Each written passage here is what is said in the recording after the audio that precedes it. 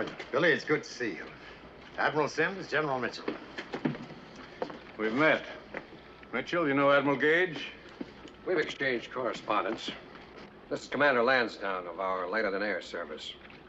His dirigible will patrol the area during maneuvers. I know the commander. General Mitchell? I'd like to clearly state, Billy, that I'm extremely and utterly impartial in your dispute with the Navy. That's why the General Staff assigned me to decide whether to allow you to carry out this mission. I assume you have no objection to me? I wouldn't want a fairer judge. Very well, then. Admiral, will you state the Navy's position? That battleship is the primary target of our maneuvers. The Air Service believes that it can be sunk by aerial bombardment. The Navy denies this and asks that they be allowed to sink it with naval gunfire. Why does the Navy feel that the ship can't be sunk from the air? That ship was once the pride of the German Navy, a battleship Ostfriesland. The British called her the unsinkable dreadnought. Are you aware of these facts, General? Yes, sir. General, would you care to fly back to Langley Field? I'll show you exactly how I intend to sink her. Yes, I'll be glad to. Gentlemen.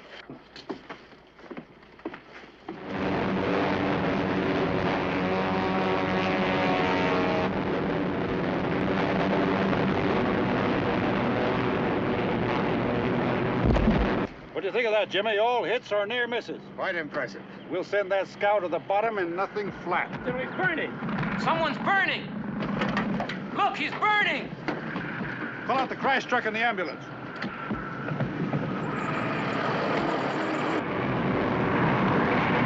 Why doesn't he use his parachute?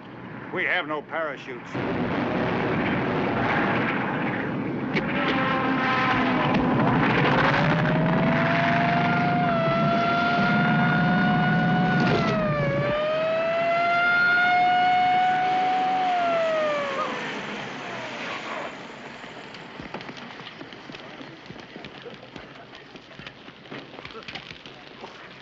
Are you all right, Bob? Yeah, I guess so. I'm a little singed around the edges. What happened? It's that fuel line. I smelled gas in the cockpit when I took off. Why'd you go up when you knew something was wrong? General, if it isn't one thing, it's another. Today it was that fuel line, yesterday it was an oil pump, and last week I almost lost a wing. And yet I'm luckier than a lot of the guys. Now you see, Jimmy, why I need money so badly. You certainly could use some improvements, but that's not an impressive weapon any way you take it. It can be. Come here, I'd like to show you something. Halt! Entry, this is General Guthrie. Give me a hand, will you?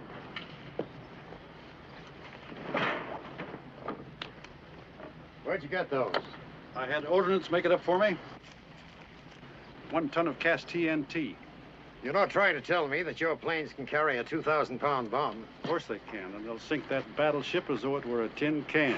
Let's be realistic, Billy. 2,000-pound bomb is not practical under wartime conditions. Maybe you'll get it in the air, but never to the target. That's exactly what I want to do. Give me a chance and I'll show you it can be done. On a staged exhibition, maybe, but never in combat. How high do you want to fly? I'd like to come in at 1,000 feet. Now, you know as well as I do that anti-aircraft will knock down any planes lower than 5,000. Anti-aircraft? In a real fight, our pursuit ships would be in there strafing their decks. I have to be realistic in this, Billy. After all, we have performance figures on our guns. But the airplane is an unproved weapon. I'll prove it to you if you let me. One of these days, half the world will be in ruins from the air. I want this country to be in the other half. If I sink that ship, we may have a real Air Force. Where's the money coming from? There's not enough to go around for the Army and Navy now. Well, then forget them. The next war will be fought in the sky anyway. No war is won until a bayonet is put to the throat of the enemy. The foot soldiers won the last war, and they'll win the next. In the end, it's the infantry who'll lead the way. Yes, and we'll blast the road for them. Your attitude isn't helping your case any. I'm sorry, sir. Well, then, let's forget the next war. I'm in a war right now. My boys are dying every week in these obsolete, moth-eaten, antiquated flying machines. Let me get in there and prove that we're entitled to live. Billy, this test is supposed to simulate wartime conditions. If you come in at a low level and drop a bomb too big ever to be practical, you're simply staging an exhibition for your own purposes. And you'll give the wrong impression. Now, in order to be fair to both sides, I'm going to give you 2 cracks at her. But you'll have to come in at 5,000 feet and carry only the 1,000-pound bombs. 5,000 feet? Why, that'll ring it all in favor of the Navy. I'm sorry, those are your orders. Have you a car available to take me back? Yes, sir.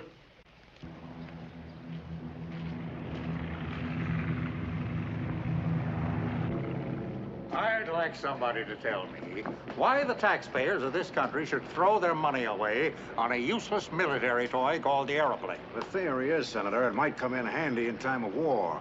War is a serious business, Congressman Reed, and it's got to be taken seriously. The taxpayers don't want their money wasted on a lot of silly kite flyers. 1 6-inch naval gun's worth the entire air service. Exactly. And I think it should be reduced to its realistic proportions. An entertainment unit for holiday parades and state fairs. If we have another war, Senator, I hope you fight it personally.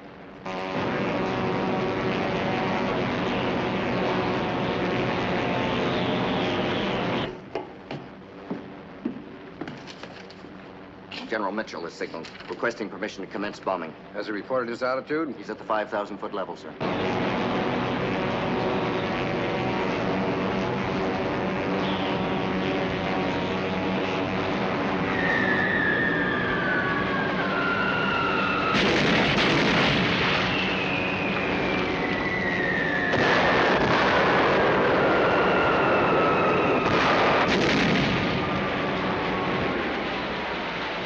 He didn't even scratch her. I knew he couldn't sink her. Sink her? He didn't even touch her. Well, after all, the British fleet couldn't sink her. I knew he could never do it.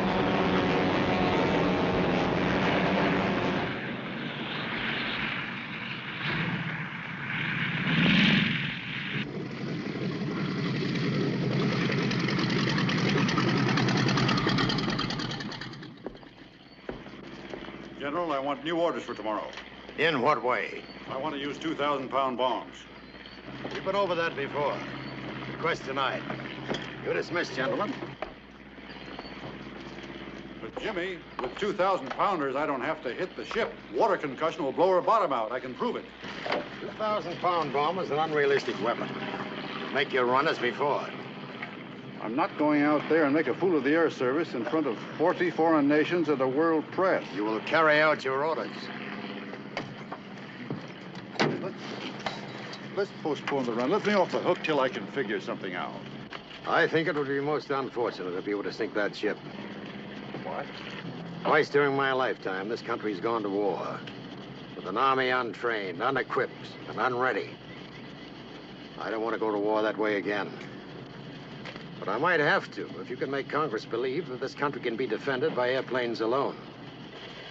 You will attack from 5,000 feet with 1,000-pound bombs. Good day, Billy. Go on, go on.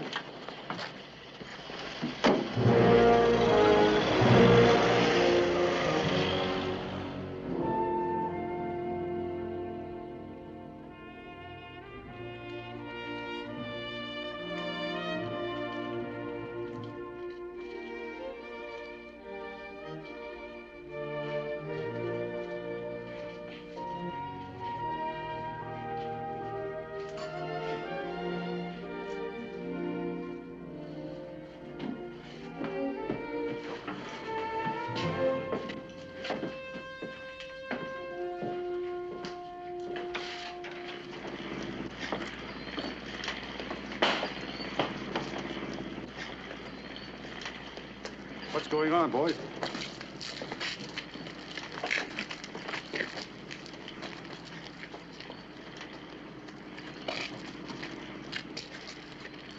We've been talking. What about? We've come to the conclusion that we're just not getting any place. I see. And? And there just doesn't seem to be any future, sir.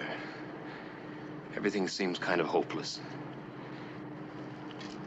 So, we've decided to ask your advice if we should resign from the service.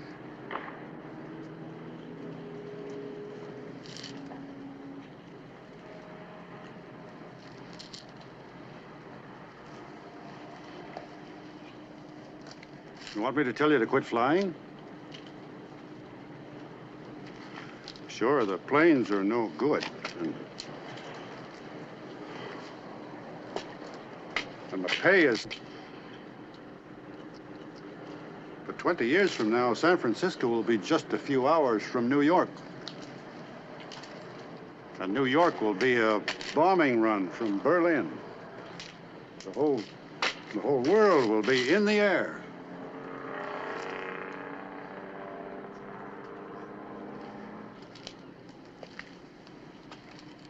Go ahead and quit if you want to, but don't ask me about it.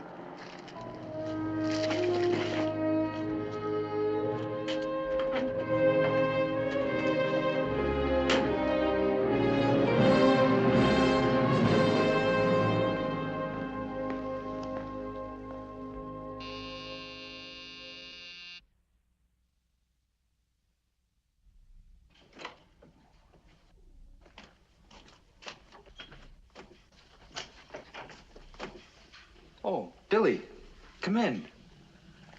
Oh, I didn't think you'd gone to bed yet. I'm sorry I woke you. Go on back to sleep. No, Zach. come in. Billy, what are you doing in Washington? I didn't mean to disturb you. I've just been driving around. Thought you might be up. I'd better go. Don't be silly. Can I get you anything? Oh, thank you, Margaret. I wouldn't be very good company tonight. You look tired. Why don't you sit down? I'll get you a glass of milk. I know how you feel, Billy. There's tough luck about the ship. Well, it's not only the ship. The whole thing's fallen apart. My boys came to me tonight. They want to quit. All of them. I'm not surprised. We all get a little discouraged at one time or another. I've been thinking maybe I've been wrong about everything. Maybe men weren't meant to fly. That doesn't sound like you, Billy. When I got to be a general, I thought, now I'll be able to do things. Change the whole works. But they're out to stop me. There's always a bigger general. General yesterday. Well, no, thank you, Margaret. I really don't care for anything. You go back to bed, and I'll go where I belong. Now, Billy, you drink this and relax a while. You can't possibly sleep the way you are. Sleep? There's a little job I have to figure out for tomorrow. How to sink a great big steel-covered, unsinkable battleship when my commanding officer has made it impossible. Can't blame Guthrie for that, Billy. He's just going according to rules. That's the way we all have to work. By the book. You know that. Sure. We go by the book. Suppose some other country throws away the book. Then where are we? I've got to open their eyes to what can happen to them.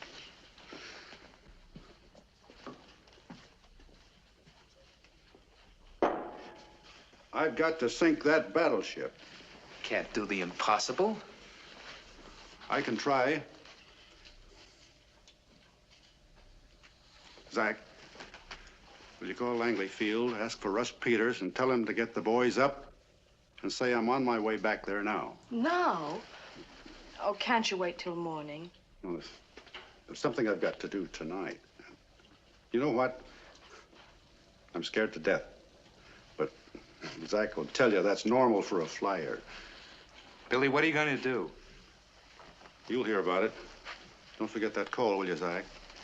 Good night, kids. Good night, Billy. Night, Billy.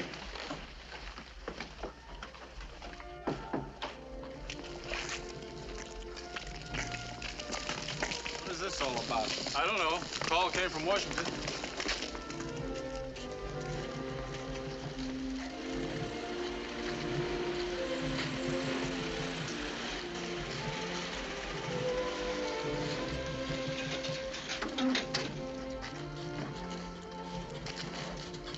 What's up, General? There's a change in orders, boys. We go in at low level today with 2,000-pound bombs. Hey, nice talking. That's more like it. When do we start? How did you work it, General? Never mind about that. Get the ordnance men out and start loading. All right, let's do it. Come on. General. Is this really on the level, sir? Did new orders really come through? You heard what I said, didn't you? Yes, sir. General. This is a strange time of night for orders to come out, sir. Are you sure you're not just doing this on your own? Don't you worry about that, Russ.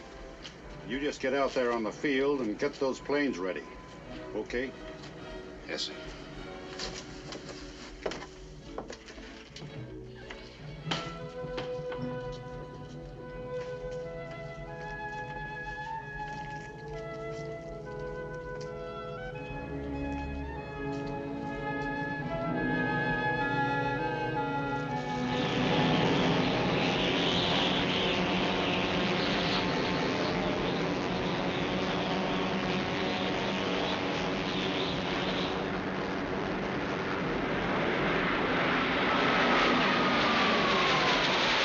Doing? They're dropping down for a low-level attack. But that's against the rules. Did you authorize this change of procedure? Absolutely not.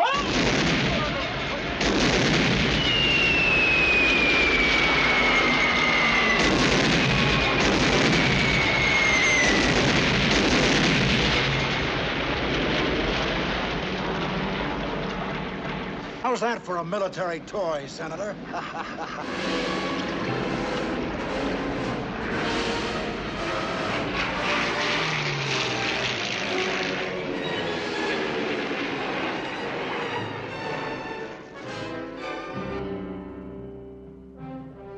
General Mitchell's whole course has been so lawless, so lacking in reasonable teamwork, so indicative of a personal ambition for his branch of the service, at the expense of everyone with whom he is associated, that his actions render him unfit for a high administrative position such as he now occupies. The Secretary of War hereby directs that Brigadier General William Mitchell be relieved of his command in the Air Service and be assigned to duty at Fort Sam Houston, Texas. To accommodate his new duties, General Mitchell will revert to the rank of colonel. Would you excuse us, gentlemen?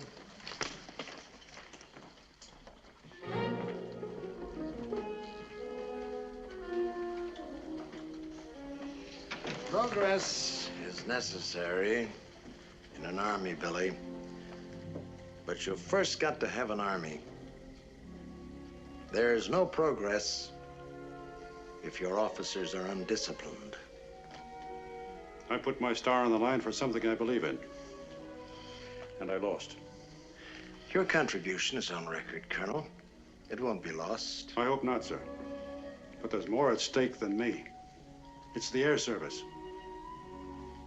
It's a new weapon, a big one, the biggest in the world. Put me down another step. Make me a captain, sir, but let me stay in the air with my boys. Sorry, Billy.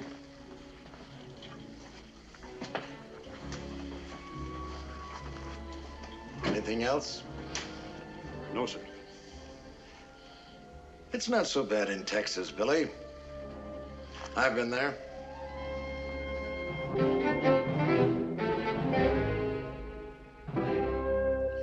Yes, sir, General. Without a doubt, your fort ranks at the top of the list of the military establishments we visited on our tour. That's right, General. Well, that's mighty fine of you, gentlemen. I appreciate it. A little more, Congressman? Oh, thank you, General. There's a request I'd like to make, though. Why, certainly, Mr. Reed. What is it? There's one of your officers I'd very much like to talk to. If it isn't too much trouble, could I see Colonel Mitchell? Mitchell? Why, of course. I'll send for him right away. No need to take him away from his duties. I just want to say hello. If somebody could show me where he is, I can find my way back here. Of course, of course. It is recommended that said shed be located within 20 yards of the machine shop and be of sufficient capacity for the storage of spare parts as well. Suggested dimensions. Thanks very much. I'll find my way back. Frank, what are you doing here? I'm on a junket. Thought I'd drop around, see how you are. Well, I lost my stars, but still have all my buttons. Gee, I'm glad to see you. How are things in Washington? Give me the news. There hasn't been any since you left. Sergeant, will you take these to Major Anderson, tell him they're okay? Yes, sir. Well, how are all my boys? Have you seen them? The ones that are left are all right. Have you seen Russ Peters? I haven't heard from him lately. He's all right. Better off than you are. This climate must remind you of your Philippines campaign. Nobody's shooting at me here. The heat should be great for your malaria. I haven't had a chill all summer. Say, Frank, do you know if the Army's ordered any of those new Ford Tri-Motors? I know. No. They're a wonderful airplane. Isn't there something you can do about it? They won't listen to me. What are you going to do about it? All I can do, I'll write another letter to headquarters. I write one every day, sometimes two. Oh. You know, Billy, they've just put up a new building in Washington for letters like that. It's built in the shape of a wastepaper basket. I'm the man that can fill it. It's disgraceful what they're doing to you, Billy. You may not know it, but you've got plenty of friends, and I'm speaking for all of them. Give us the word. Sorry, Frank, but politics and the Army don't mix. All right, if you can't tolerate politics in the Army, how about politics outside the Army? Why don't you quit and run for the Senate? Wisconsin will elect you. You could take your father's old seat. He was a great senator, and you'd be every bit as good. With you in the Senate and me in the House, we'd squeeze an air service out of them that'd blacken the sky with planes. I'm not a politician, Frank. I don't want to turn the air service into a political football. Besides, how would I look in a wing collar and a frock coat? I'd look great, wouldn't I? Billy Mitchell, I don't know why I bother with you. You won't do anything that makes sense. We're both professional men. You work by your book of rules. Let me work by mine. Some rules. It's the same set of rules that has your boys falling out of the sky in flaming coffins. They're dying by those rules. But at least they go quick. You're just sitting around here rotting away. I must be too stupid to understand the military mind. I guess you have to be born with one.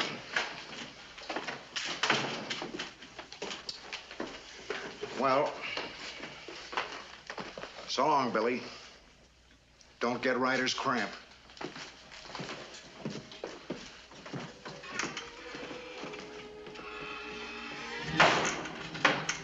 Sergeant, cancel my reservation to Milwaukee. Yes, Check sir. the train schedules to Washington, D.C. I'm taking my leave there.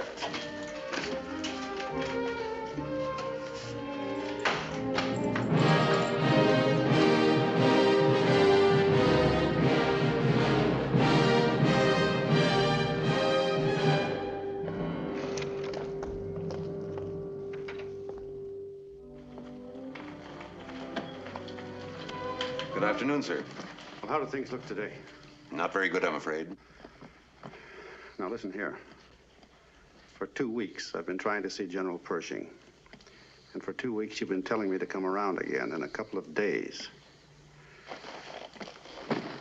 I want a definite appointment with the General, and I want to talk to him today. I'm sorry, sir. General Pershing has been very busy. If I may suggest, sir, that you try some other department, such as the... You told me that before. And I've tried. And they've all referred me back here. General Pershing is the only one who can help me. Colonel, a great many people want to see the General.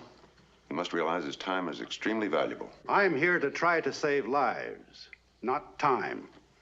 And if you'll forgive me for saying so, Colonel, I think the lives of the flyers are equally as important as the General's time. General Pershing has an important staff meeting scheduled for the remainder of the day. Thank you, Colonel. You're welcome, sir.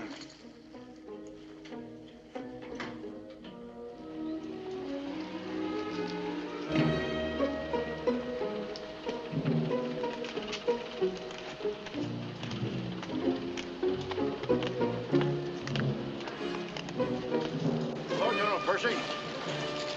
I'm glad I ran into you. I've nothing to say to you, Billy.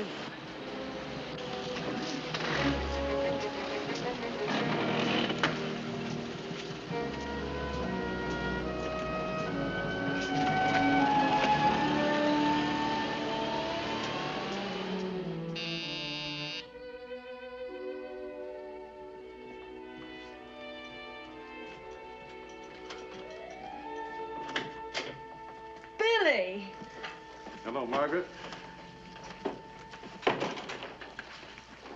Well, there's been a few improvements.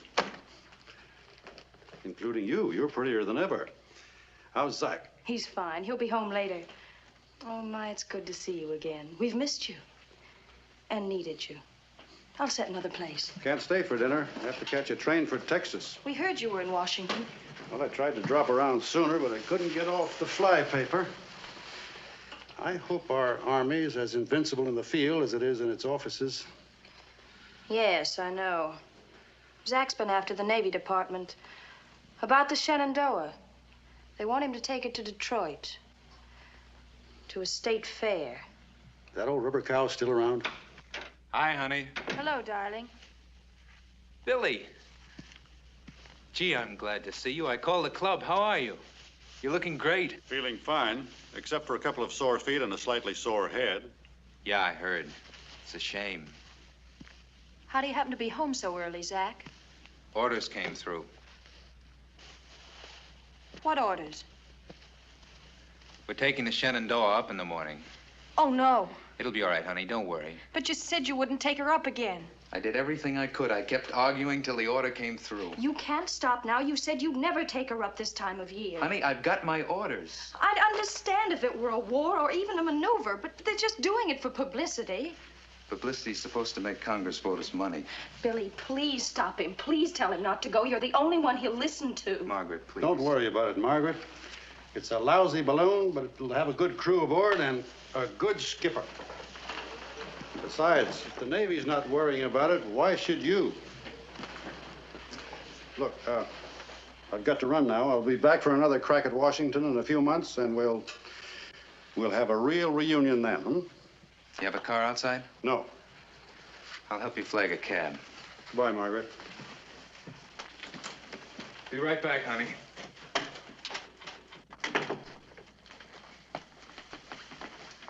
How bad is the Shenandoah? In this weather, it's a death trap. Then why do you take it up? Got my orders. You could disobey them. Are you out of your mind? No, but you are. If you follow orders that send you and your crew to your deaths. Billy, you know better than that. If I refuse to go up, then I'm relieved of command and get a general court. Someone else takes her up. What have I accomplished? At least you'll have brought attention to the fact that the flight is unsafe. That isn't the point. Drawing attention to it isn't going to save the men. And I'm better qualified to fly my ship than any replacement would be. Zach, don't you see what I'm talking about? If you refuse to take that thing up, there'll be such an unholy row that it might never take off. Yeah, maybe. But why should I stick my neck out on the improbable chance that they might ground the ship? No, it doesn't make sense. What's your neck compared to the whole future of aviation? How much are you doing for the future of aviation, buried in Texas? Never mind about me. We're talking about you. Mm-hmm. Yeah, well, there's not much I could do if I were court-martialed and dismissed from the service. There'll be no service left unless people know how bad things are, unless it's shown to them. You must think that over. I don't have to think it over. I've got my orders. This flight has been studied out. They're taking a calculated risk. Calculated risk? You're staking the lives of your crew to protect your career in the Navy.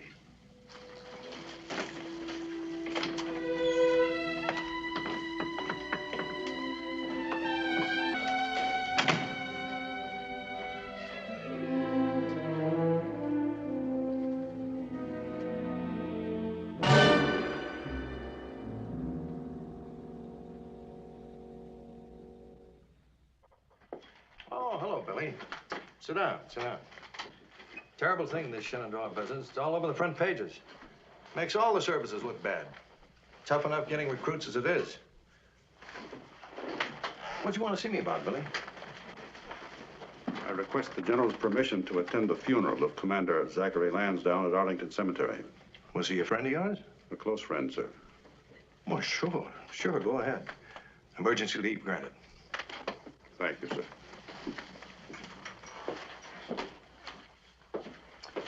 Oh, wait a minute, Billy. You're one of those fly boys yourself. I don't know how headquarters is reacting to this. Public opinion may be running very high. Reporters running all over the place covering the funeral and asking questions. Better let me get a confirmation from Washington before you take off. May I ask the General's permission to withdraw my request, sir? You mean you don't want me to get a confirmation? No, sir. Whatever you say. Thank you, sir.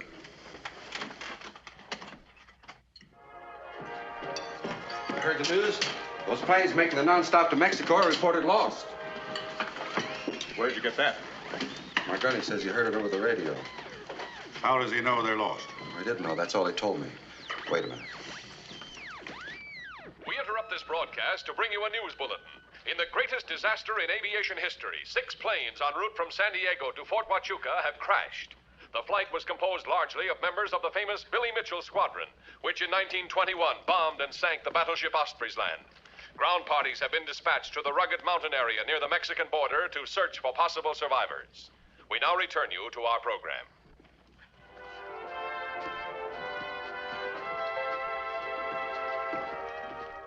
I've asked you gentlemen of the press to come here because I want to make a statement. Flying is a very dangerous business, and a normal amount of accidents are to be expected. But these recent disasters of the Shenandoah and the planes of the Army of the Mexican flight are outside the range of normal accidents. I would not be keeping faith with my dead comrades if I kept quiet any longer. These accidents are the direct result of incompetence, criminal negligence, and the almost treasonable administration of our national defense by the Navy and the War Department. That is my statement. Well, that's sure something. Is this something off the cuff? You want us to print it? It's a statement for publication. Baby, is this gonna blow some brass tops off? Would you mind initialing that? Colonel, my editor's an ex-Army man. He may call you to verify this. You mind? No. I don't know anything about Army procedure, Colonel, but couldn't you be court-martialed for this? That's exactly what I want.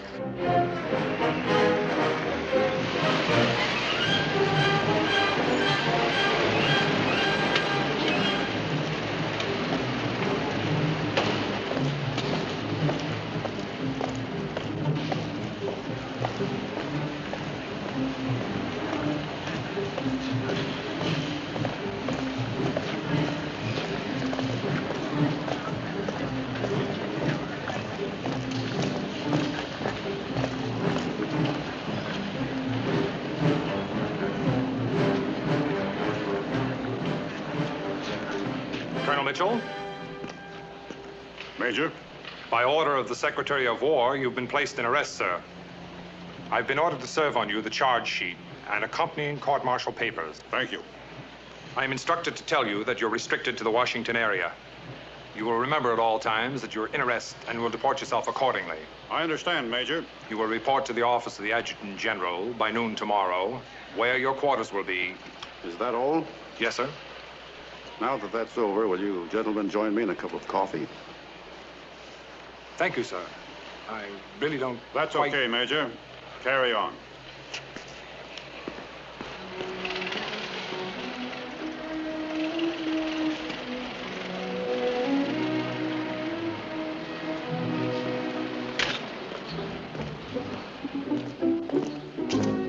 Mitchell. Good morning, General Guthrie. I don't suppose it's occurred to you to resign. Resign under fire? Not a chance, sir. I must say I'm sorry, Mitchell. Sorry for the Army.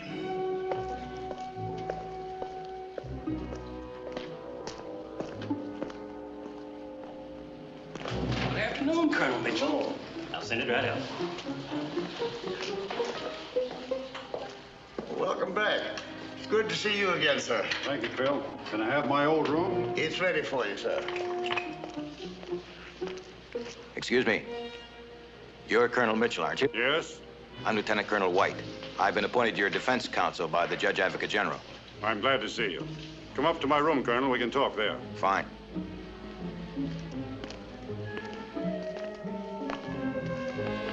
I assume, sir, that you've been served. Got them right here. I don't think there'll be very much for you to do. It's an open and shut case. Is it?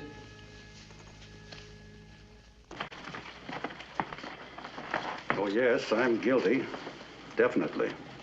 You plead guilty? No, I guess I'll have to plead not guilty if I want my day in court. You mean you did it deliberately? I had to make somebody listen to me.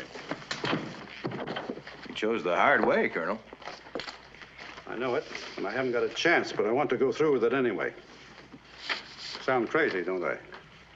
No, sir. No, I think I understand. Have the members of the court been announced? It just came through. I saw General Guthrie downstairs. So did I. What does he have to do with it?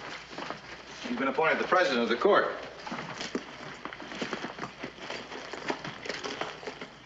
Who are the other members? Regular who's who of the Army. Major General George L. Irvin, General Sladen, General Graves, General Ford, General Douglas MacArthur, General Boley. There's not a flying officer among them. Sir, have you considered taking on a civilian council? You're entitled to one, you know. Could use the heavy artillery, huh? Well, honestly, sir, I don't think we can afford to overlook any possibility. Big name? The biggest possible.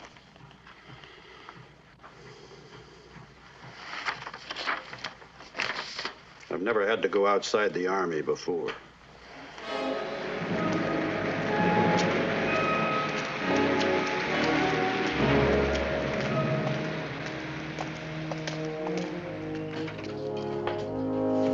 Why, Colonel Mitchell, it's so good to see you again, sir. You look as well as ever, Mrs. Sturgis. Is Congressman Reed in? Yes, he is. Go right in.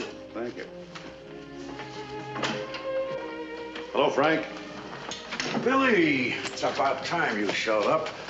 Well, boy, you finally did it. You kicked them where it really hurts, and I'm proud of you. I hope you're here for the reason I think. You gonna let me handle this for you? You're stuck with me. I've been counting on it. Been preparing for you ever since you got in your jam. I'm ready to go to court tomorrow. Now, let's see what section they've thrown at you. I thought so. Article 96, the catch-all clause, covers everything from kicking a horse to kissing a sergeant. Conduct prejudicial to the good of the service, my eye. Now, this is the way I see it. We won't wait for the court-martial to start in on us. We'll open up on them first. We'll call a big press conference. We'll issue a statement. We'll blast the Navy right out of the water. Then we'll take on the General Staff of the Army. No, Frank, no. What's the matter? I don't like it. I don't want it. I won't fight that way. This is what you've been fighting for all these years. A chance to get recognition for the air service. A chance to tell the people about the importance of air power. You haven't changed your mind about that, have you? No, I haven't changed my mind. I want a new air program and a new air service. But I don't want to wreck the Army to get it. Or the Navy either. I don't understand you, Billy. In a fight like this, it's all or nothing. I don't see it that way. I see. You want to kick the Army in the pants, but you want to do it politely. All I want is a chance to tell the whole tragic story of this country's air defense. All I want is my day in court. And that's exactly what you'll get one day with General James Guthrie as president of the court. Have you heard about Guthrie? What do you think I do around Washington? Warm a chair? What can I do? Challenge him for prejudice and kick him off the court. I'll not be a party to anything that casts aspersions on the integrity of an officer. The old school tie, huh? The Army took me in when I was a raw kid. It taught me everything I know. I'm not at war with the Army. Billy Mitchell, you're not talking like your father's son. That great old man would be in there fighting with everything he had to get a fair trial. I'm being court-martialed by officers of the United States Army. I'll get a fair trial.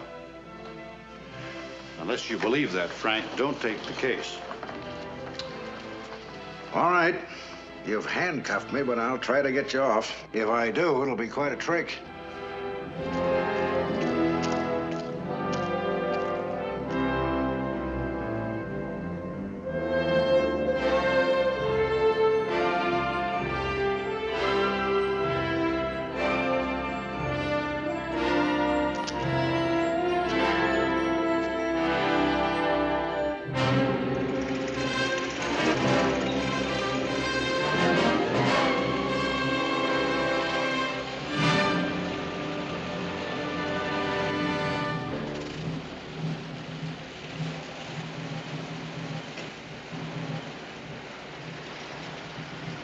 This looks like a warehouse. It was a warehouse. Last night they converted it into a courtroom.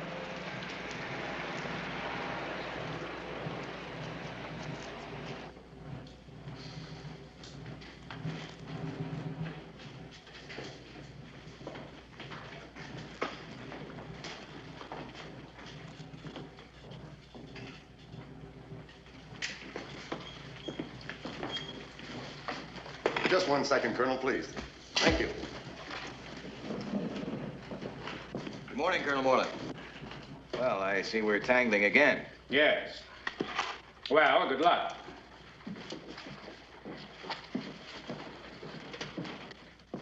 It's a fine place to hide a trial. Colonel, I would say they want as little public attention as possible for your day in court. Colonel Mitchell, my name is Carlson. I'm a reporter for this court. George Carlson. Yes? My son served under you. He was shot down over the Argonne. You mean Len Carlson? Yes, sir. Well, I'm very glad to meet you. Len was a fine boy. Looked a lot like you, as a matter of fact. And I've always wanted to thank you for the letter you wrote. It was such a great comfort to us. I wish I could have done more. Well, I'm sorry about all this. And I'd just like to say... Stand up when the court enters. Good luck.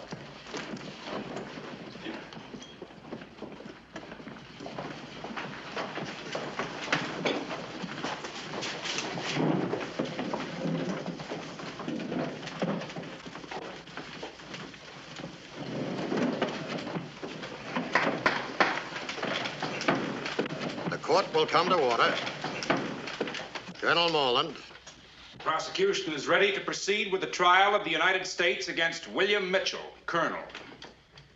Whom does the accused wish to introduce as counsel? As counsel, the Honorable Frank R. Reed. And as associate counsel, the regularly appointed defense counsel, Lieutenant Colonel Herbert A. White. Before this court is sworn, I would like to state that it will be conducted as a military tribunal. I expect the fullest cooperation from both sides to bring it to the speediest possible conclusion.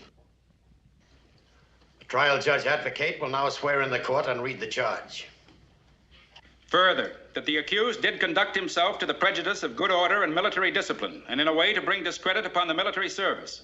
Further, that the accused, with intent to discredit the administration of the War Department, did make a statement highly contemptuous and disrespectful of said administration. Colonel Mitchell, you have heard the charge and the specifications. How do you plead? Not guilty. Prosecution may proceed. The prosecution does not desire to make any opening statement. If the court please, I wish to withhold my opening argument until the government states its case. However, we intend to show that Colonel Mitchell's statement was justified by the deplorable conditions in the Army and the Navy. Justification is not an issue here. This is a very simple case. Did or did not the accused make the newspaper statements attributed to him? If he did, he's guilty. Not if the statement's true. We want You will have an opportunity to develop that point later, Mr. Reed. The trial judge advocate will call the first witness. Prosecution calls Carl Tuttle. Mr. Tuttle, are you the author of this article, which contains an alleged statement by the accused? Yes, sir, I am. At this time, I ask that this newspaper be received as the prosecution's exhibit number 1. It will be so received. Now, Mr. Tuttle, who gave you this statement which later appeared in the columns of your newspaper? Colonel Mitchell, sir. And it was printed exactly as he gave it to you? Yes, sir. Well, where did Colonel Mitchell give you this statement? In his office in Fort Sam Houston. How did you happen to be there? Colonel Mitchell telephoned my editor and asked him to send over a reporter. No further questions. Does the defense desire to cross-examine? Mr. Tuttle, did your paper make any effort to find out the truth or the untruth of Colonel Mitchell's statement? Well, yes, sir. I was put on the story. What did you do? I called up 50 officers in the various branches of the service and asked their opinion. Objection. This is hearsay. Sustained. Did the 50 officers you interviewed all agree that the conditions in the Army and the Navy as described by Colonel Mitchell? Objection. This is irrelevant and calls for a conclusion on the part of the witness. Sustained. You must stop when you hear the court's ruling, Mr. Reed. I'll put the question another way, General. The question is irrelevant in any form. The court directs you to confine yourself to evidence permissible under its rulings. Colonel Moreland, call the next witness. Prosecution calls Howard Milliken. Mr. Milliken, did your paper receive any letters from your readers in this matter? Yes, many. What would you say was the general tone of these letters? Objection. Question is irrelevant. Sustained. Were your readers shocked? What was their feeling about Colonel Mitchell and his devotion to his country? Objection. Question is immaterial. Do not answer, Mr. Milligan. Mr. Reed, my patience is nearing its end. My belief in military justice is also nearing its end. We have a right to prove the defendant was justified in saying what he did. In a military court, Mr. Reed, there is no justification for disobedience, insubordination, or treason. I don't agree, General. It's one thing when a man accuses another of being a murderer without cause. It's something else when he can prove it. I object. Mr. Reed is arguing his case. The issue here is, did the accused make the statements attributed to him? And did he make them without authority? On this point, uncontradicted proof has been presented. And on this point, the prosecution rests. You may step down. Is the understanding of the court correct? Prosecution has no further witnesses? That is correct, sir. The defense may summon its first witness. We got anybody on deck? No. I had no idea they'd finish so quickly. If it please the court, the witnesses for the defense are still en route. They're not present in Washington? The brevity of the prosecution's case has upset our timetable. These witnesses should be standing by, Mr. Reed. Well, that would have been very difficult for most of our witnesses, General, because they're officers in the armed forces and need special permission to leave their posts. Who are these officers? Major H.H. Arnold, Major... Just a moment, Mr. Reed. What would be the nature of these witnesses' testimony? To prove the truth of Colonel Mitchell's statement. Prosecution objects. The truth or falsity of Colonel Mitchell's statement is not an issue here. Was this Major Arnold present when the accused made the alleged statements to the press? No, sir, but he'll prove justification. Objection. The court has already ruled on that issue. Sustained. Who are your other witnesses, Mr. Reed? Major Carl Spatz, Captain... Objection. May I see that list, please, Mr. Reed?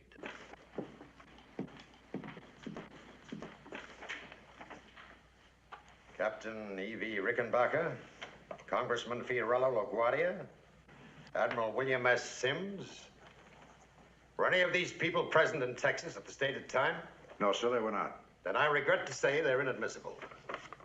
Without them, I haven't any case. Then the court will stand adjourned and give you time to prepare one.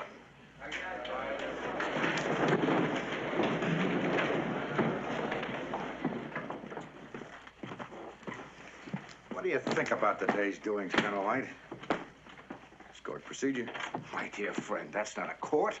A man's allowed to defend himself in a court, even a triple murderer. They're operating under Army rules, Frank. You stay out of this. I got to figure out something with the colonel or we're through. Licked. There's no way of changing the procedure, Mr. Reed. You call that procedure? The accused is permitted to give his name and address, then off with his head. We'll get our innings. We'll get nothing. You don't have a chance if they don't let us try to prove you were justified in making that big pronouncement of yours. It's like refusing to allow a defendant to present an alibi.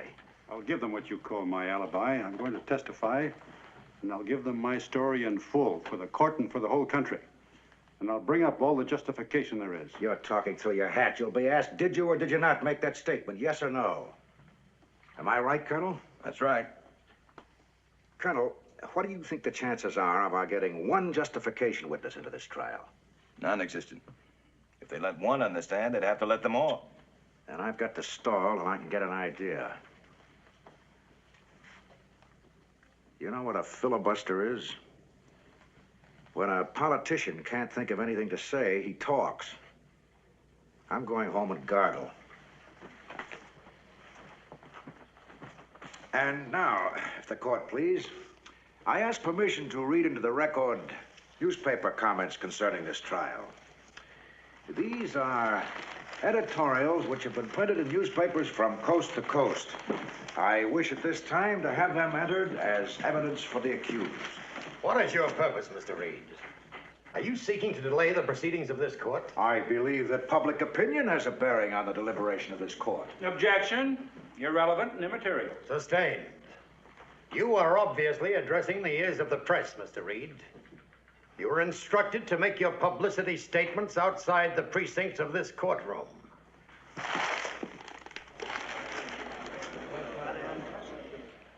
I have here A copy of the Manual of Courts Martial, 1921. It states that under the procedure governing trial by court-martial, a charge having been made must first be referred to the immediate commanding officer of the accused. And thereafter, the person who preferred the charges, together with available witnesses, shall appear before him, and the accused shall then be given a chance to defend himself before that officer. The court is aware of all that. You're referring to paragraph 76A of the manual. Well, if the trial judge advocate is aware of that clause, I ask why this opportunity was never afforded to Colonel Mitchell. I ask the name of the officer who preferred charges against Colonel Mitchell. That name is not presently available. It shouldn't be so hard to find. Wouldn't he be Colonel Mitchell's immediate commanding officer at Fort Sam Houston? Not necessarily. Then, according to the chain of command, wouldn't he be the commanding general of the corps area in which Colonel Mitchell served? That need not be so. Well, then he'd certainly be the chief of staff of the Army, wouldn't he? He would not have to be. Well, somebody must have preferred these charges against Colonel Mitchell. And since we can't seem to locate him, I'm left no alternative but to name the one officer of the Army who's the commander of every soldier serving under the American flag. I name the President of the United States. Order in the court. For the court's convenience, I've prepared here a subpoena calling upon President Coolidge to appear before this tribunal and to testify as to his personal knowledge of the facts of this case. I call upon the court to issue this subpoena and have service made upon him. This will be considered in closed session. Court will adjourn.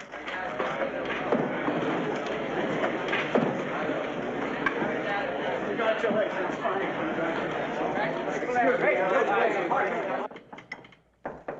It's open. Morning. I'm disappointed. I thought it'd be President Coolidge. Had your breakfast? Yes, thanks. They're all in the dither.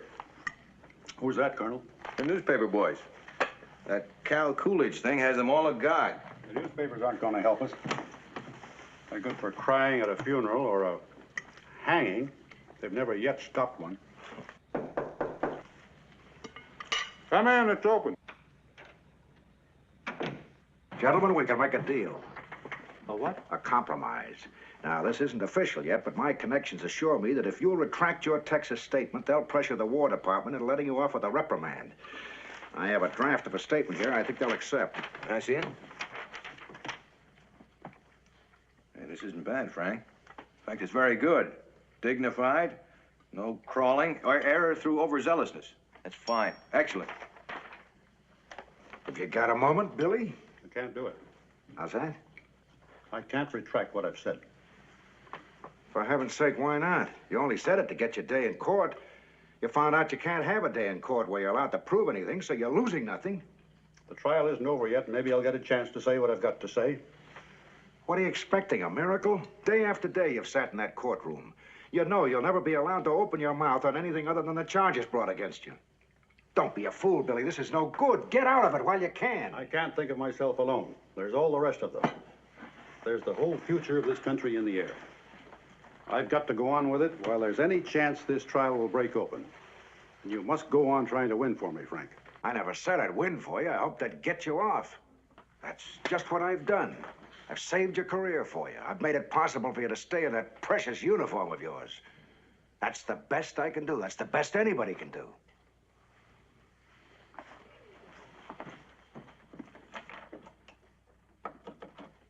Now sign this.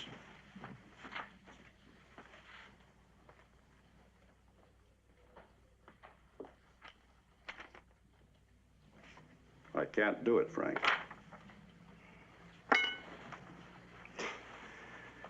As I don't believe in miracles, I should tell you to get yourself a new lawyer. But I do believe a man should be buried by his friends.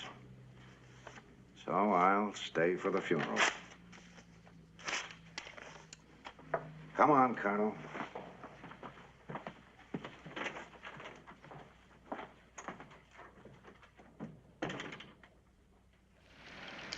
Now, why don't I give up? What am I struggling for?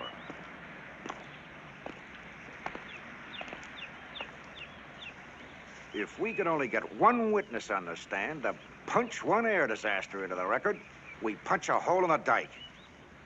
Impossible.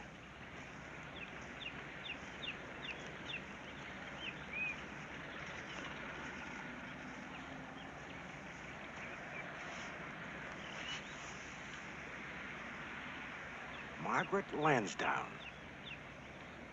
It's against procedure. It's perfect. It's the other half of our case.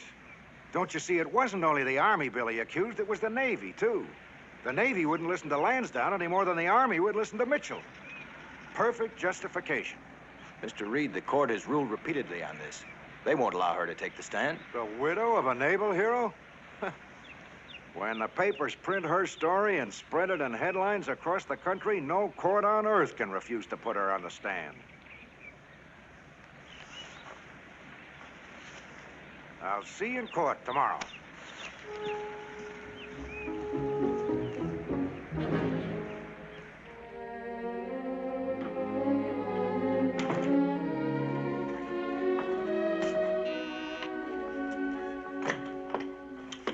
Mrs. Lansdowne? Yes.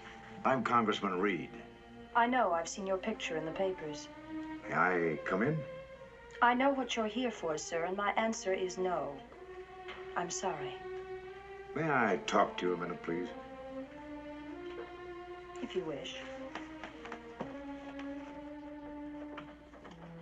Do I understand you correctly that you don't want to testify for Colonel Mitchell? That's right. But why? You must have a reason. I wish you'd tell me what it is. I'm sorry, I can't. May I sit down, please? I don't think we have very much to say to each other, Mr. Reed. I think we have quite a bit to say. Please.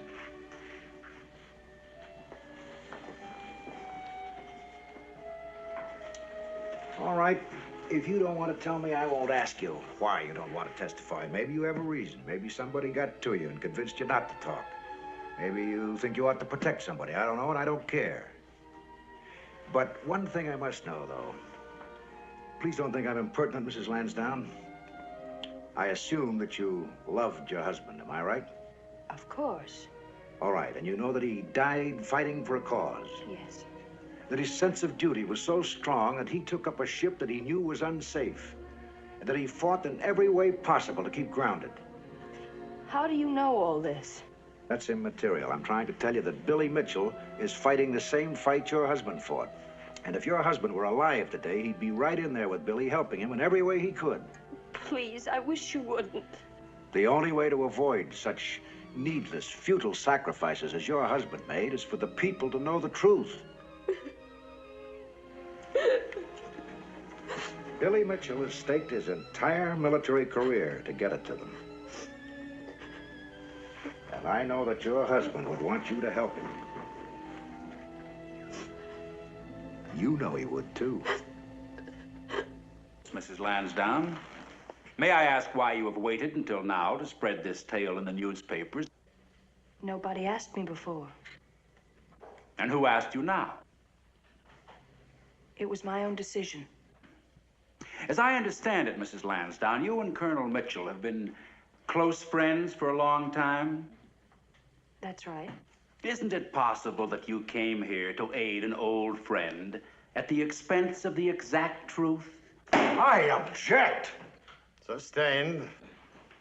Very well. You say, Mrs. Lansdowne, that Colonel Mitchell did not ask you to testify here.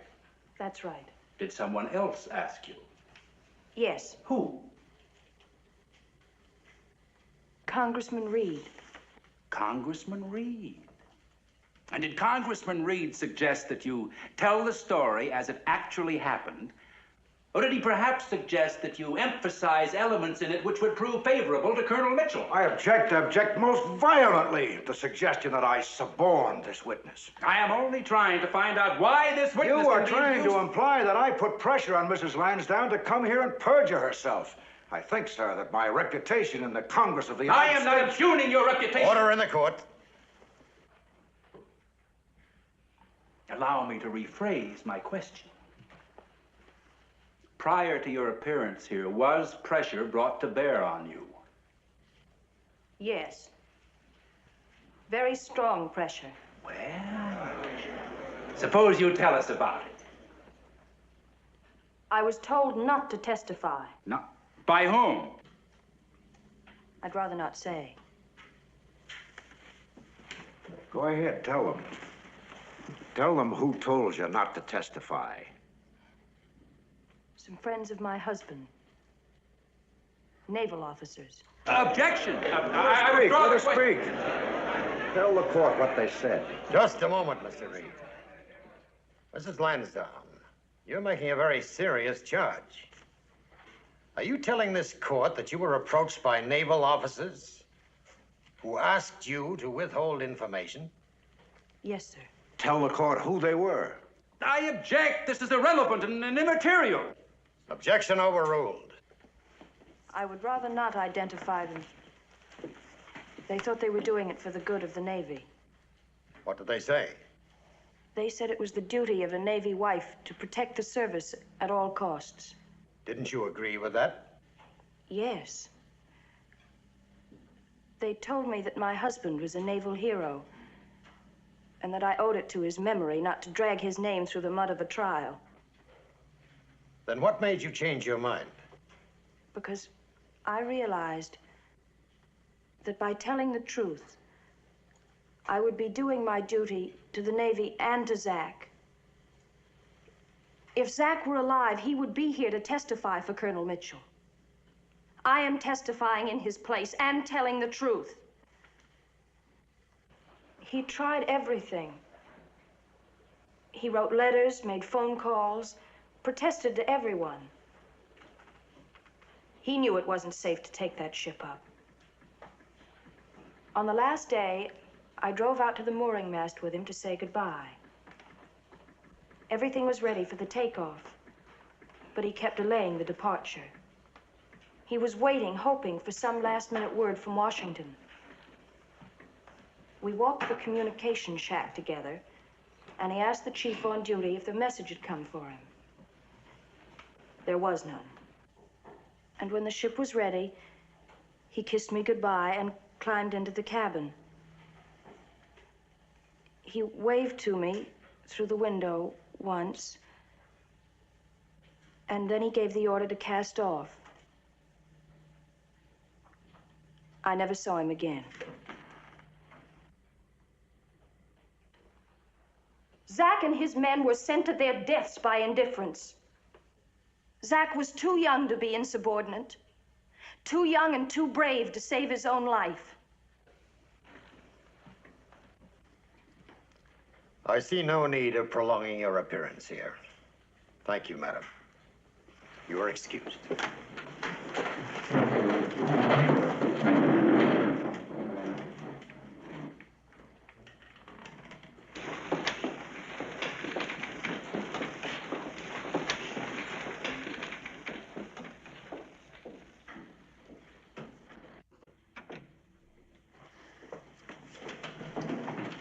Prosecution moves that Mrs. Lansdowne's testimony be stricken from the record as irrelevant and as a violation of the court's previous ruling on justification witnesses. The defense considers Mrs. Lansdowne's testimony to be of extreme relevance. Moreover, I request the court to reconsider its prior ruling about justification witnesses and allow the defense to call the witnesses whom it has previously requested. In my opinion, the entire court should vote on this objection. The court will be closed.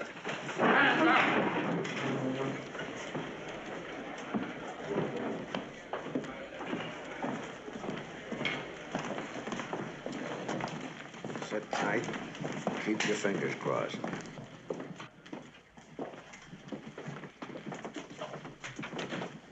Thank you. I'd say that this changes the whole picture. I don't see how. She's just an emotional woman. Emotional or not, I think we ought to listen to her. And to anyone else who may have pertinent testimony. I agree with MacArthur. Well, I don't. We're here to try Mitchell for insubordination. We're not here to listen to a lot of wailing about the Navy or to hear people try to justify his behavior. You just said it. We're here to try Mitchell. And to give him a fair trial, we have to listen to every bit of evidence, whether or not it's technically called a justification. Did you hear what that girl said about the Shenandoah? Suppose other witnesses had equally positive testimony. The trial will go on for weeks, and the publicity would be bad for everybody. Well, that's the chance we have to take. The whole foundation of our legal system, and of our country for that matter, rests on the right of a man to defend himself, on his right to use every means to defend himself. He may be wrong, but at least he's entitled to tell his story. And the minute we forget that, we're in grave danger. I mean that, gentlemen. Very grave danger. I agree wholeheartedly with General MacArthur. Anybody else have any thoughts? I have them. No? No. I think not. Then I suggest we vote on it.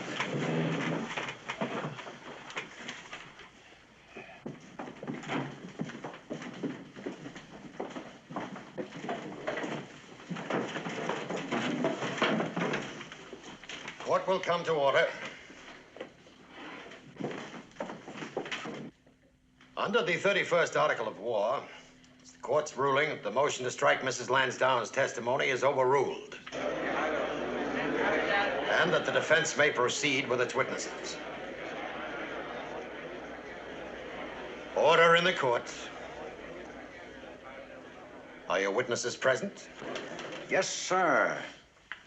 One witness, Mr. Reed, will not be here. The president has declined your kind invitation to appear at this court. The defense wishes to thank Mr. Coolidge for his gracious consideration of our request. Our other witnesses, however, I'm sure will compensate for his absence.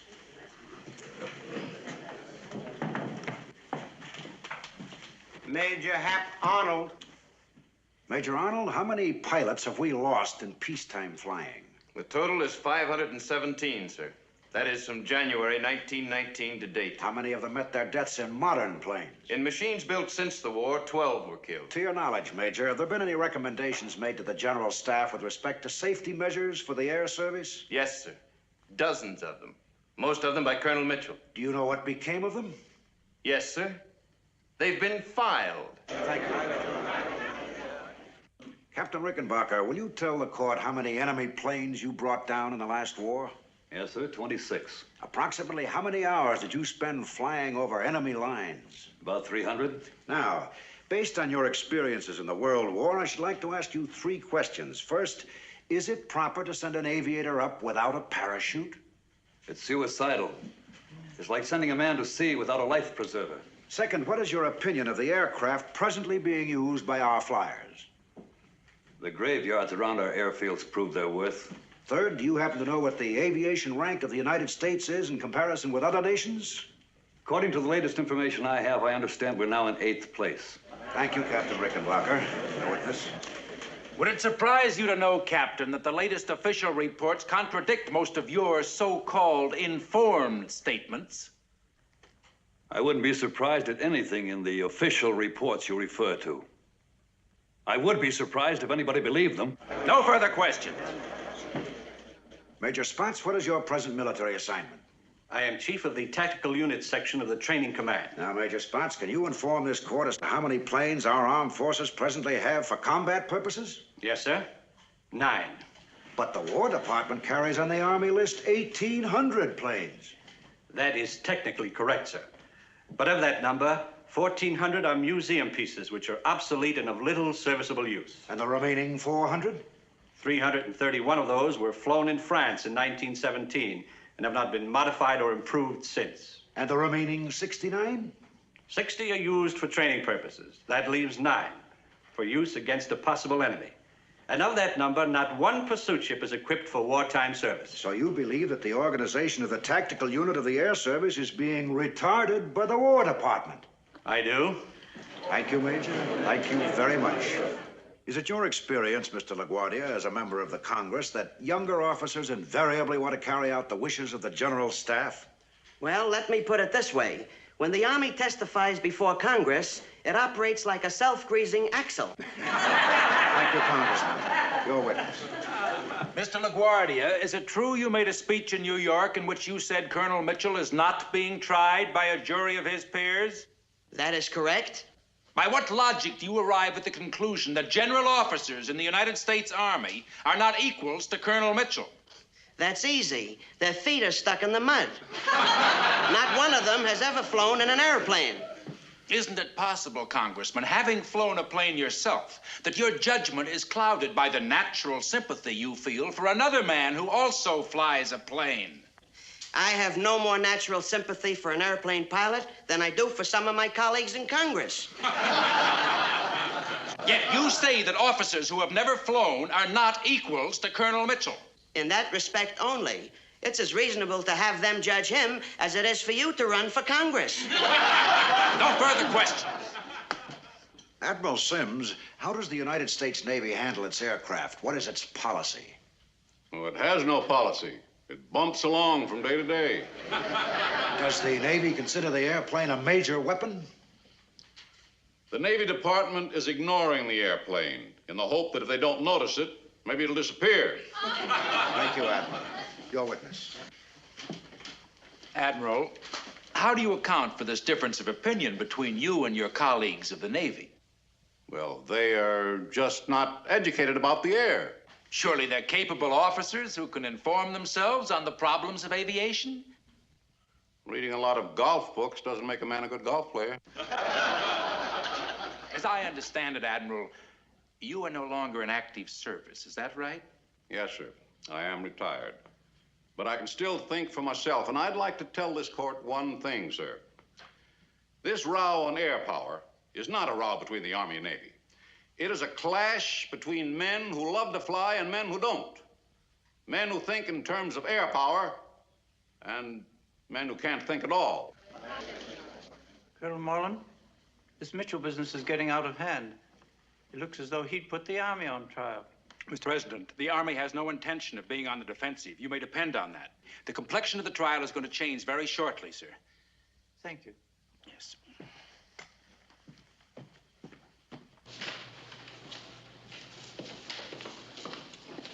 Where's the... Josephine in my flying machine going up she goes, up she goes.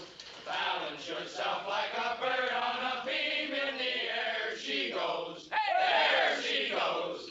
Up, up, a little bit higher. Oh, my, the birds are... Hey! What's the matter with Congressman Reed? He's all right. Who's all right? Congressman Reed! George, bring Congressman Reed a couple of brass hats on toast. Hey, they're not very good. They're hard to digest. Can you guess?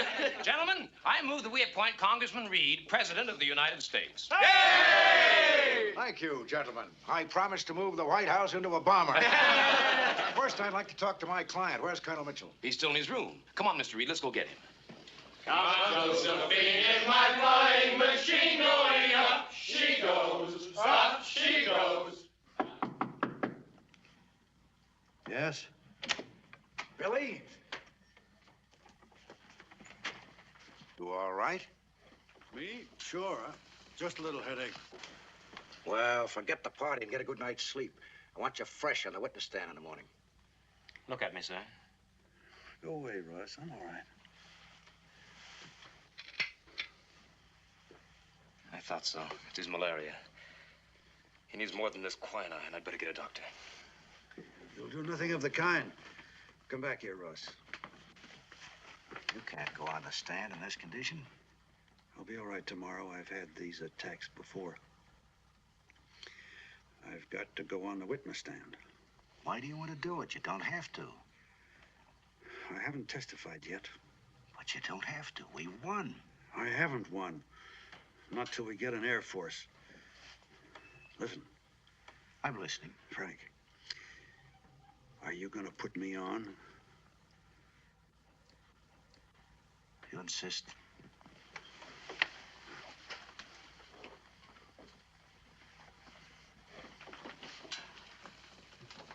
Better get that doctor, Russ.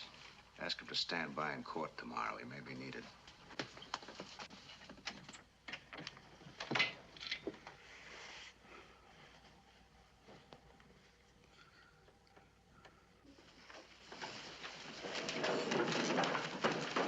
Court will come to order. Colonel Mitchell, at this time I remind you that under the Articles of War, you have three choices as to procedure. You may remain silent, and if you do so, no inference will be drawn one way or the other. You may, if you wish, make a statement not under oath.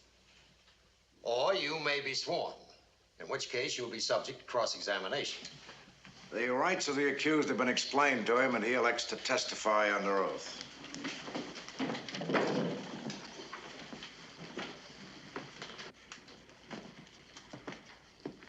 Do you swear the testimony you shall give in the proceedings now before us shall be the truth, the whole truth, and nothing but the truth, so help you God? I do.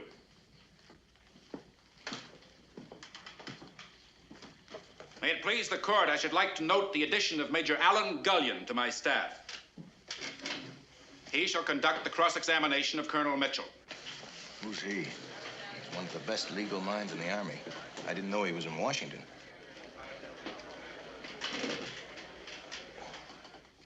And now, Colonel, as an aviation expert, as a flyer who's been highly honored by his government for his services in war and in peace, is there something you wish to say in conclusion? As an officer in the United States Army, I had to choose between my duty to the Army and what I considered to be my duty to my country. I chose the distasteful method of inviting my own court-martial because I felt that in no other way could I focus attention upon a desperately urgent problem. I hope I made it clear that our country needs an adequate Air Force. But above and beyond that, it needs immediate consideration for the safety of our flyers.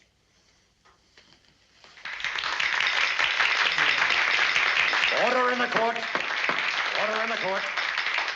Thank you, Colonel. I know your words will not go unheeded by the people of this country. You may cross-examine.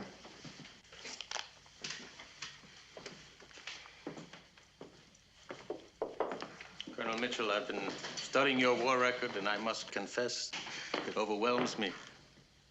Those ribbons on your breast, sir, would you mind stating what decorations they represent?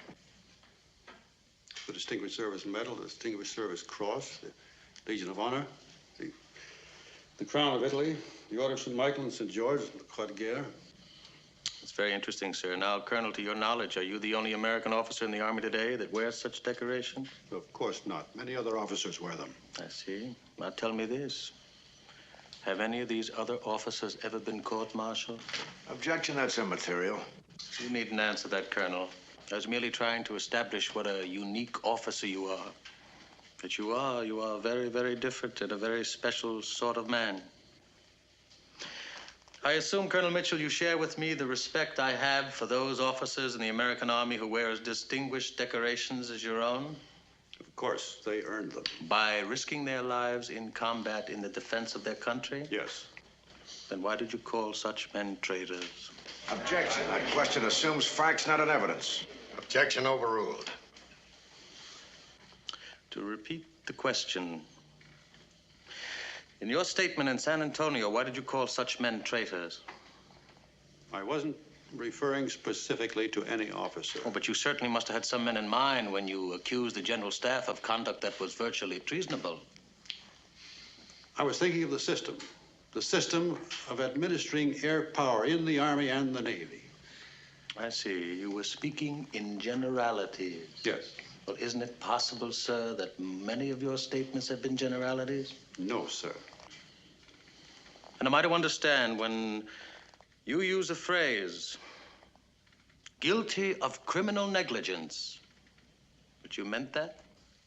That statement was and is accurate. Negligence of the ordinary Forgive me for interrupting, Colonel, but I'm sure the court would like to be clear on this point.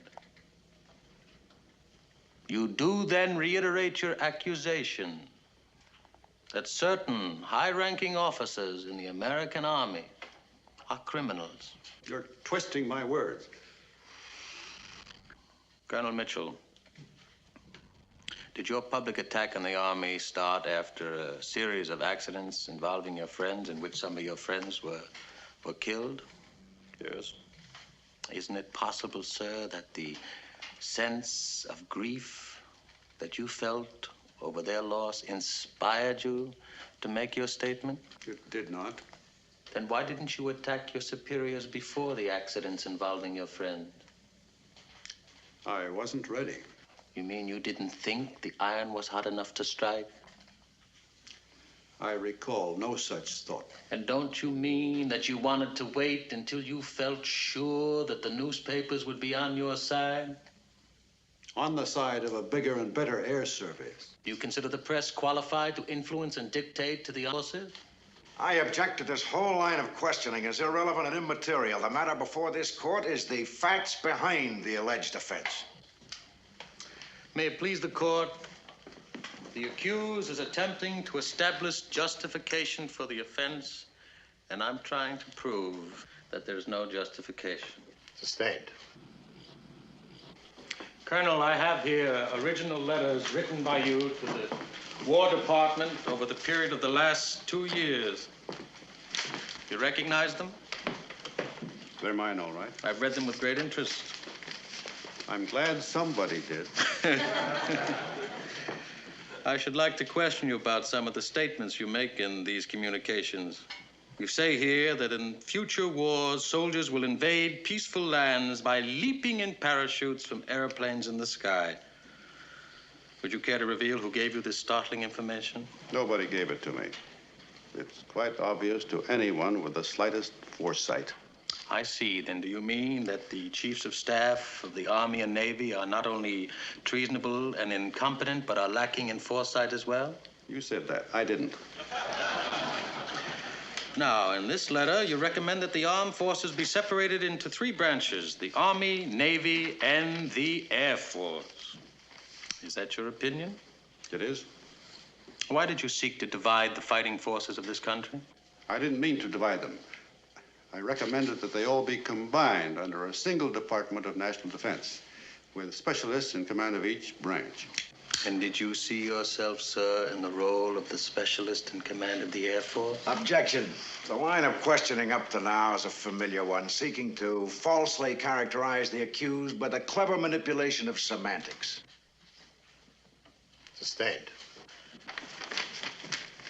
You state here that the Army should investigate methods of protection against air raids, including alarm signals and bomb shelters. Bomb shelter. Is it your actual belief that this country is vulnerable to attack from the air? It is my belief, if not now, at least within the foreseeable future. Colonel Mitchell, do you have any idea of the width of the Atlantic Ocean? Approximately 3,000 miles. And the Pacific Ocean? I know what you're getting at. And I tell you, it won't be long before an airplane will fly nonstop across both oceans. Carrying bombs. Carrying bombs. Colonel Mitchell, do you realize that your declarations, if taken seriously, could result in creating panic among the people of our country? I'd rather have the people scared than dead. Now, here's one in which you propose that the government build an academy like West Point for airmen. What do you have against West Point? I have nothing against West Point. It's a fine school for infantrymen. There should be an equally good school for flyers. Now, in this one, you make the statement that, quote, airships traveling 1,000 miles an hour will fight each other in the stratosphere, unquote. Colonel Mitchell, do you have any comprehension how fast 1,000 miles an hour is? Of course I do. Do you know that it's faster than the speed of sound? It's approximately 250 miles faster than the speed of sound. Are there any airplanes today that can go 250 miles an hour? We don't have any, I can tell you that. But you said, sir, that they wouldn't only go 250 miles an hour, but they would go 250 miles faster than the speed of sound. That's correct. Well, now, would it be asking too much if I could learn from you what crystal ball you got these astounding facts from? Objection. The prosecutor's attempting to ridicule the witness. I'll answer that question. There is no crystal ball. Anyone with any knowledge of the air knows that the ultimate speed of aircraft is almost unlimited. It depends only on technical developments. Amazing. Here's a letter to headquarters you wrote after a short trip to Hawaii. You say, quote, the Army and Navy commands here are concerned principally with the question of jurisdiction. There is so much petty bickering between them that the islands are virtually undefended, unquote. You consider that a proper observation to be made by an officer about his superiors? That was written in connection with my belief that air power will control the Pacific. It's very important that the missions of the Army, the Navy, and the air be sharply defined. Thank you. You seem to have quite a bit to say about Hawaii, Colonel. For example, you write that Pearl Harbor has no adequate defense against air attack. It hasn't. And that a foreign power could attack and reduce the Hawaiian Islands in a matter of minutes. Do you actually believe that? I not only believe it. If you will look into those letters, you'll find my specific observations on how it can be done. I was coming to that. Oh, yes. Here it is. Your letter dated December 14th, 1923. I'll read this slowly and distinctly because I want the court to know that you are second to none, that you are an expert in palmistry, table tipping, and the reading of tea leaves. I object. The prosecutor's being abusive. Objection sustained. My apologies, Colonel. I'll let your words speak for themselves. Preceded by scouting submarines, enemy aircraft carriers will lay off the island of Oahu at a distance of about 150 miles. The attack will be launched in 2 waves and without warning.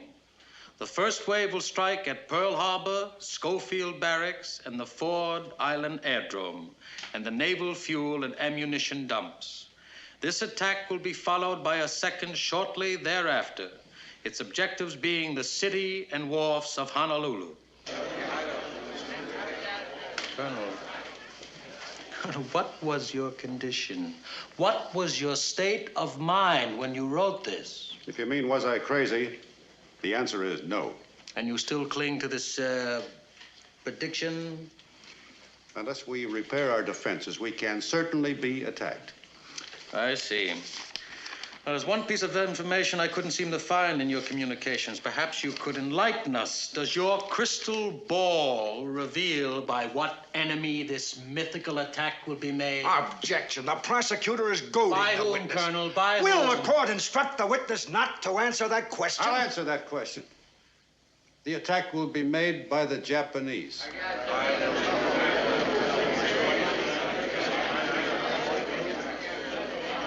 The prosecution would like to submit these documents as the exhibit next in order. They will be received. Colonel Mitchell, what explanation the War Department will have to make to the Japanese ambassadors beyond the province of this court. However, now that you have said your say, now that you have done your little piece, and now that you have proclaimed your vision, might you not say that you have overstated your case and upon sober reflection, things aren't as bad as you said? Most certainly not. I meant every word of it, and I still do. Then I submit, Colonel Mitchell, that you are guilty of the most flagrant disorder to the prejudice of good military discipline. I don't agree. Colonel Mitchell, is it your desire today to remain in the Army? It is. And should the occasion arise in peace or war and you thought your superiors wrong, would you rush to the newspapers with attacks against their behavior? Objection. That question is ridiculous and outrageous. The witness is being asked to speculate on his future conduct. Why not? Why not if the witness can speculate on the future conduct of the world and its armies? The issue bears on the only question before this court, Colonel Mitchell's qualifications to remain in the United States Army. I'll answer that, Major. I don't know what I would do tomorrow. Then you don't know if you could behave as an Army man. I didn't say that. Are you ready to give unquestioned obedience to your superiors, even though you may consider their conduct negligent and incompetent? I consider myself a good soldier. Oh, well, now. Then you have changed from that William Mitchell who denounced his superiors in Texas. I have not changed. Oh, then you still insist upon your right to break an Army rule. I didn't say that either. I am merely trying to establish your exact feelings on the question of insubordination. Colonel Mitchell, what is the first duty of a soldier to his superior? We've been over that. Are you afraid of the word, sir? What word? The word that answers my question in all the armies of the world is the word obedience. You're trying to quibble me out of the Army. You know better than to call me disobedient. Colonel Mitchell, why didn't you resign from the Army and conduct your campaign legitimately from a civilian position? Because I'm an Army man, sir. And do you consider your statement in Texas justified? Objection. The witness is being asked to pass judgment on himself. I'll answer my... Colonel Mitchell, you don't have to answer that question. Objection sustained. In view, then, of your present opinion that your superiors are negligent and incompetent, could you give them unquestioned obedience should you be returned to duty? I asked the court to instruct the witness not to answer that question. I'll answer that question, too. You've asked me to state that I am unfit to remain in the Army because I have incurred the hostility of my superior officers. I can't admit that, and I won't. I've been wearing the uniform of the United States Army most of my adult life, and I've worn it with pride. But if being a good soldier is your kind of good soldier, of being unable to think for himself and say what he thinks, of being narrow and blind and insensible to a higher duty, you can have the uniform and all that goes with it.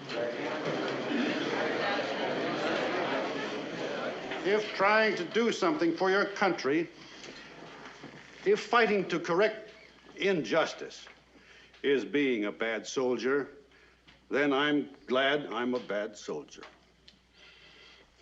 This issue goes far beyond being a good soldier in his sense of the word. It goes beyond blind obedience and depends on a man's faith in his knowledge of what is right. If being a good soldier is submitting dumbly and passively to injustice, indecision, and complacency, then I'm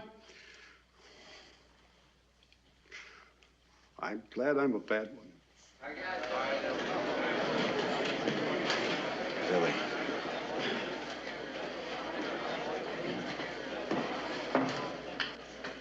Thank you, Colonel Mitchell. That's all. No further cross-examination. The Army rests its case. Does the defense wish to make a closing statement? The defense has nothing further. The court will retire to consider its finding.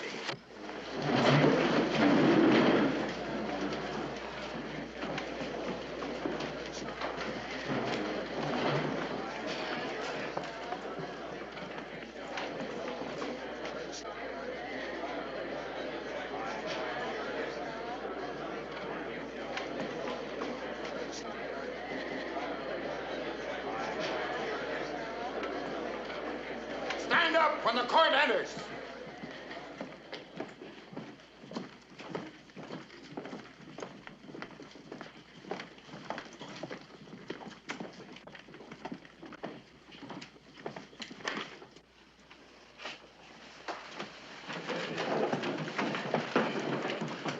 Court will come to order.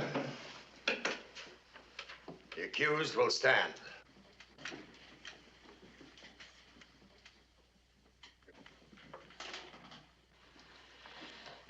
Colonel William Mitchell, the court in closed session, and upon secret written ballot, 2/3 of the members present at the time this vote was taken concurring therein, finds you of all specifications and the charge guilty. Order in the court.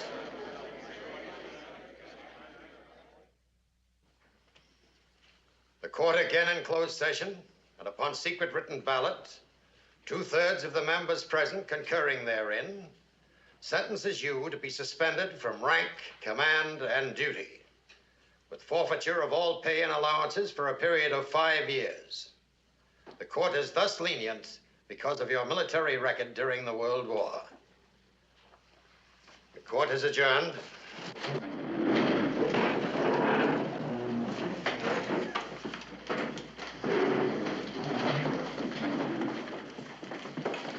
Do you have a statement to make, Colonel? Will you remain in Washington, Colonel? Is there anything, sir? Why?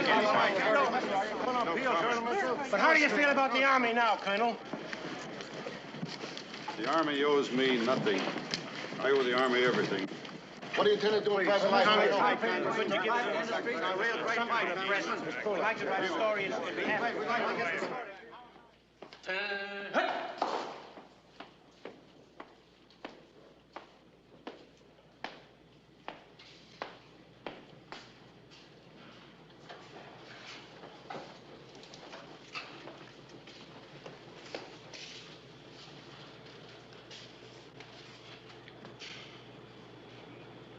Thank you, gentlemen.